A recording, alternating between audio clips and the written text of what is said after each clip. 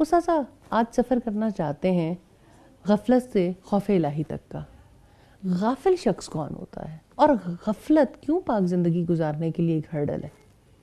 Normally اگر physical condition کو دیکھیں تو یہ بات زیادہ اچھے طریقے سے سمجھ آ سکتی ہے. جیسے نارملی ہم دیکھتے ہیں کہ نیند اور بیداری کے درمیان کا جو وقت ہوتا ہے، جس وقت انسان کو نیند آ رہی ہوتی ہے تو آہستہ آہستہ ایسے لگتا ہے جیسے کان بھی بند ہو رہے ہوں، آنکھیں بھی بند ہو رہی ہوتی ہیں. انسان ابھی سویا تو نہیں ہوتا لیکن نیند کی ٹرانس میں جا رہا ہوتا ہے. اب ارد گرد کے لوگ بول رہے ہیں، سنائی نہیں دے رہا، ارد گرد بہت کچھ ہنگامہ جاری ہے، دکھائی نہیں دے رہا، حالانکہ آنکھیں بھی ہیں، کام بھی کر رہی ہیں، کان بھی ہیں، باتیں بھی ہو رہی ہیں اور باتیں ہو رہی ہیں، بھی ارد گرد سب کچھ، ساری دنیا، ہر ایک چیز جاری، اور ابھی سویا ہوا ہی نہیں ہے انسان. تو یہ ایسی کیفیت غفلت کی کیفیت ہے. ہماری عملی زندگی میں بھی اسی طرح سے بعض اوقات یوں ہوتا ہے کہ ہم اپنے ماحول میں ہونے کے باوجود ایسا جیسے کچھ سنا ہی نہ ہو، کچھ دیکھا نہ ہو، اور پورے طریقے سے غافل رہتے ہیں. اللہ تعالیٰ ہم سب کو معاف کرے. اپنے رب سے غافل، اپنے مقصد زندگی سے غافل، اپنے لوٹ جانے سے غافل، اپنے فرائض سے غافل، کیونکہ کان سنتے نہیں. کوئی نصیحت کرنا چاہے تو کان سنتے نہیں، آنکھیں دیکھنے کے باوجود دیکھتی نہیں، آنکھیں دیکھنے کے باوجود دیکھتی نہیں، اور زبان بول سکنے کے باوجود صحیح بولتی نہیں. جیسے قرآن حکیم میں آتا ہے نا، سم بکم عمی فہم لا یرجعون، کہ وہ بہرے ہیں، گونگے ہیں، اندھے ہیں، اب وہ نہیں لوٹیں گے. سر یہ جو آپ نے مثال دی ہے بڑی خوبصورت مثال ہے. شاید غفلت کو اس سے سمجھنا بہت آسان ہے. جو آپ نے نیند کی مثال دی، مجھے یاد ہے کہ ایک دفعہ میری کوئی سرجری ہو رہی تھی تو مجھے انستھیزیا دیا جا رہا تھا.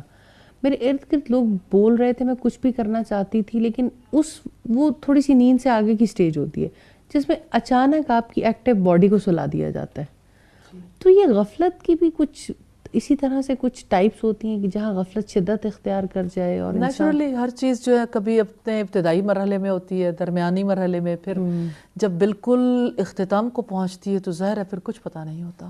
کیا ایک صرف دنیا دار یا دنیا سے محبت رکھنے والا شخص غافل ہو سکتا ہے، یا ایمان والا شخص بھی ایک لمحے کے لیے غافل ہوا اور چڑھا شیطان کے ہاتھ اور یہی والی حالت ہو گئی؟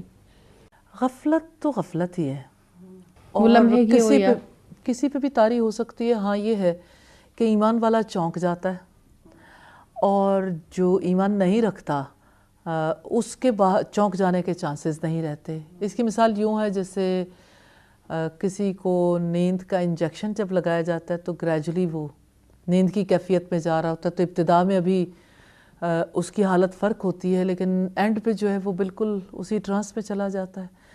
تو یہ ہے کہ ابلیس بھی اپنے وسوسوں سے اور اپنے طریقہ زندگی اپنے ڈھپ پر لانے کے لیے ایفرٹس کرتا رہتا ہے، اور انسان پھر اپنے ماحول سے بیگانہ ہو جاتا ہے. پہلی بات، پہلا کام اس کا یہ ہوتا ہے کہ انسان اپنے رب کو بھول جائے.